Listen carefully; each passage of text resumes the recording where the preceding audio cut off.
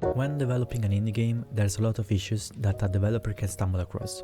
You may find yourself having an hard time with 3D or animations, maybe you suck at writing an engaging story, a compelling character, or maybe you just suck at coding and your game is full of bugs, even when using RPG Maker as an engine. Yeah, I'm talking about the Fear and Hunger games, notoriously full of game-breaking bugs and frame dropping on both a 1050 Ti and a PC build with 25090s. But it's one of the most fascinating things about these games, because yes, Termina is purely optimized and full of bugs. Because Miro Haverinen, the author, probably lacks in the coding aspect. But you know what he doesn't lack? Personality, creativity, and an incredible artistic talent when it comes to game design, music, storytelling, and pretty much every creative aspect of a video game. And as an artist, when your work reflects your personality is when you create something unique, because it becomes personal. And when you have a fascinating personality and you let your work being a reflection of it, is when you create a masterpiece.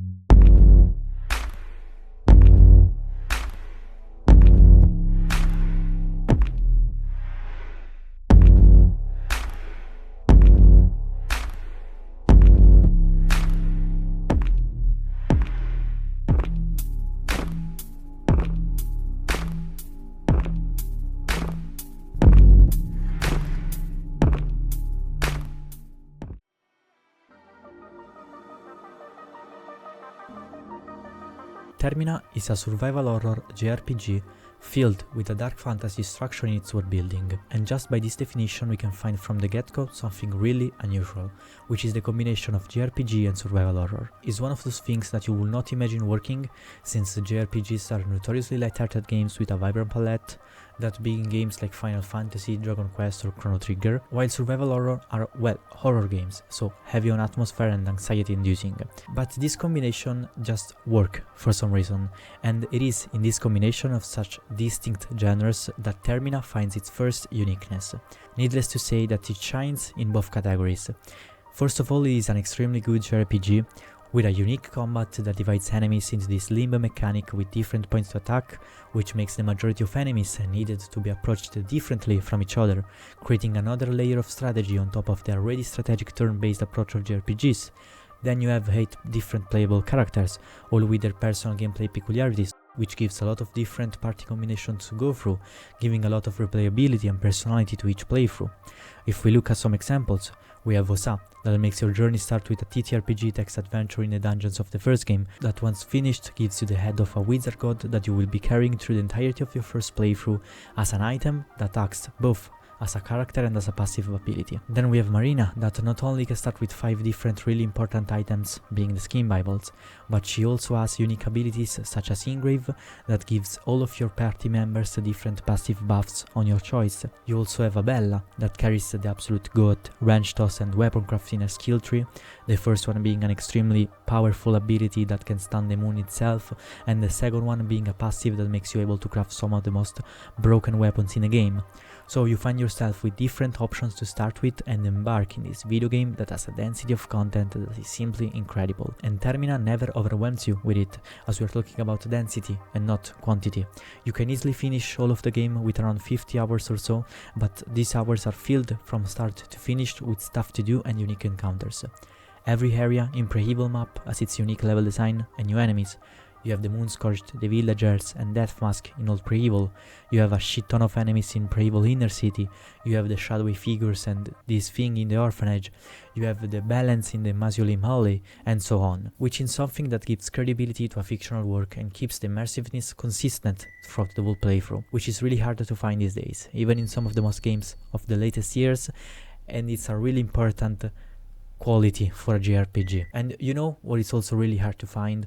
An art direction that radiates creativity in every corner of its work. So let's talk about the art of this video game.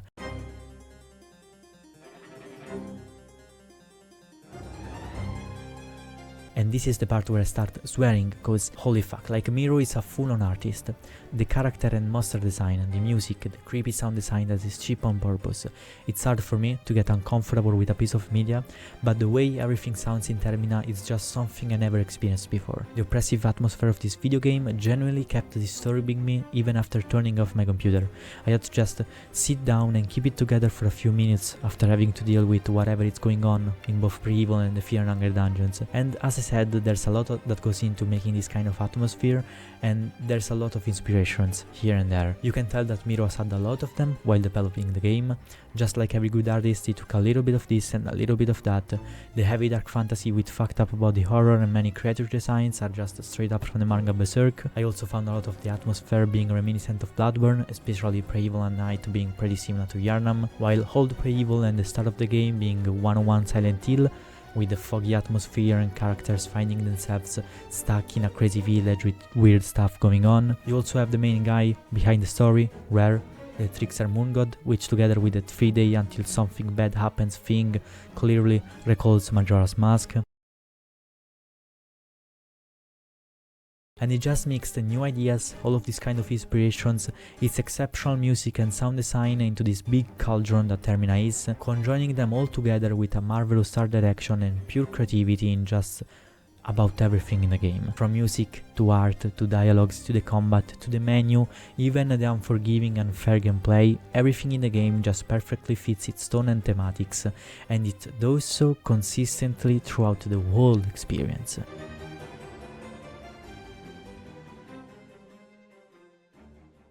You can't talk about Fear and Hunger without at least mentioning the narrative and excellent world-building writing that concerns both games. But without delving into the huge iceberg that is around the Fear and Hunger lore, I will instead focus on how Termina evolves the first game narrative, just by looking at a few environmental clues and the usage of beloved characters such as the Guard in the sequel. I mean, video games with a big emphasis on world building and lore in its narrative are not something unique anymore, but the way Termina acts as a sequel definitely is. First of all, it does everything that a sequel needs to do. It doesn't try just being Fear and Hunger 2, it doesn't follow the same characters, it doesn't involve the Fear and Hunger dungeons in a direct way, it tries to be something else that happens in the same universe as Fear and Hunger. The events of Termina happen hundreds of years after the first game, and every cult, every knowledge about the gods that inhabit this fictional work feels naturally evolved on par with the human civilization progress and advancement. Olmer is still actively worshipped as a really popular religion, as we can see from the crucifixes in Prehevil houses. New gods have found a way to not be useless, as we can see with the Legard Kaiser plotline and the creation of the machine god. You even have Nastra still playing a role in the sequel, being found during the text adventure in Osa intro, as we said before, also finding him burned from the traces of Grogoroth, just like the ending from the first game.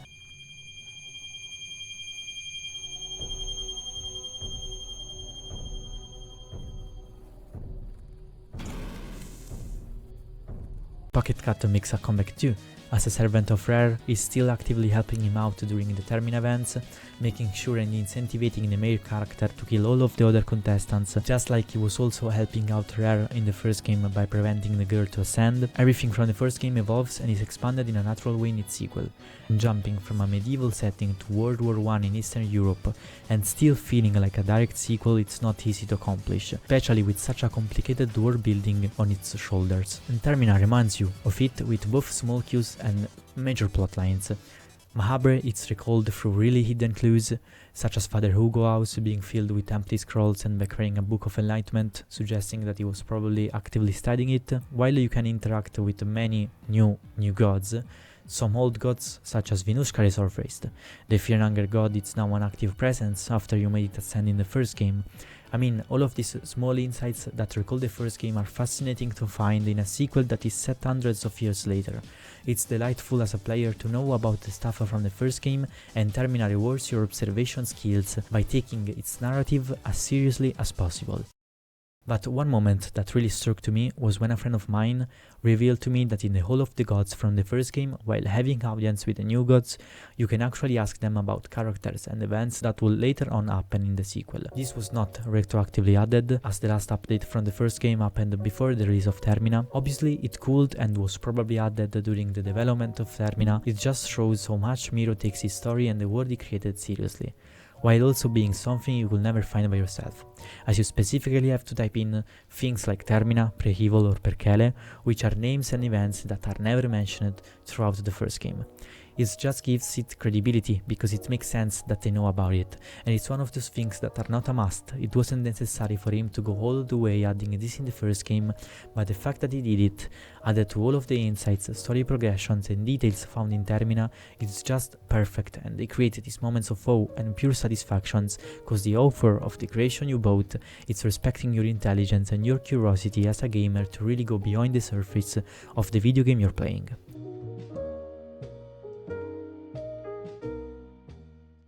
To make something unique, perhaps it could help having a creative process that is also really unique.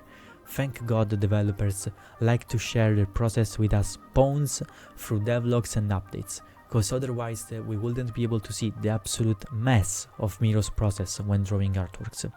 It is a mix of messy thick lines and a bit of photo bashing and texturing. Just look at the line art sketch of the Minotaur from the upcoming update and the final render, and it will surprise you to know that he literally only draws a bit of chunky lines and just straight up jumps into shading. He only uses lines as a base and then paints on it, which is something that takes confidence and skill to do. Shading muscles or shapes without any base to come from is not easy, especially if you're aiming at something that mimics photorealism like the Fear and Hunger style, but he clearly mastered this process. At the end, with art, it's all about finding a personal approach that matches your thought process, even if that approach isn't exactly the most functional and polished. He also improved a lot compared to the first game. The key art and main menu of Fear and Hunger 1 has very chunky artworks, while still being extremely cool nonetheless, and I think he wasn't photo bashing in the first game, but correct me if I'm wrong. I would also say that the messy process of drawing with pieces that don't have a pixel perfect rendering matches the Fear and Hunger aesthetics, lines that randomly disappear, brushstrokes that can still be seen, photo bashing textures, they all have that concept art look once finished, and I personally just love it. Some artworks aren't even clear looking, like this is pure illusion of detail rather than the details really being present. With a lot of these designs, your brain kind of gives it its own representation, and it's just impossible to not get mesmerized by these confusing, beautiful pieces of digital art.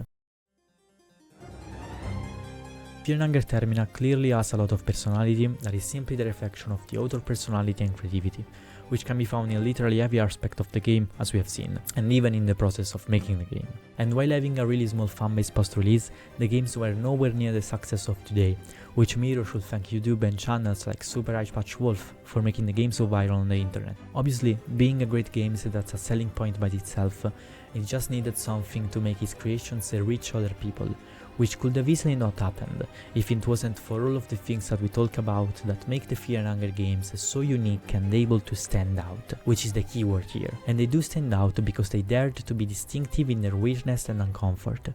They are both works filled with passion and a clear creative talent behind them. A great reminder that this industry is more than ever in need of creative minds, and that the big portions of players are eager for weird, batshit insane new ideas, especially in an industry that is getting more and more oppressed by lazy ideas, with publishers that are always cutting the legs of people that are willingly to take the risk to make something unique. But going back to Termina, Miro definitely had a bit of luck that was poured into the Fear and Hunger games' success. But as the great philosopher Seneca said, luck is what happens when preparation meets opportunity. If the Fear and Hunger games weren't unique hidden gems, streamers and YouTubers wouldn't have picked them up. And if they weren't some of the best games ever made, people wouldn't have loved them. And I wouldn't have been able to make 1 million views on this video.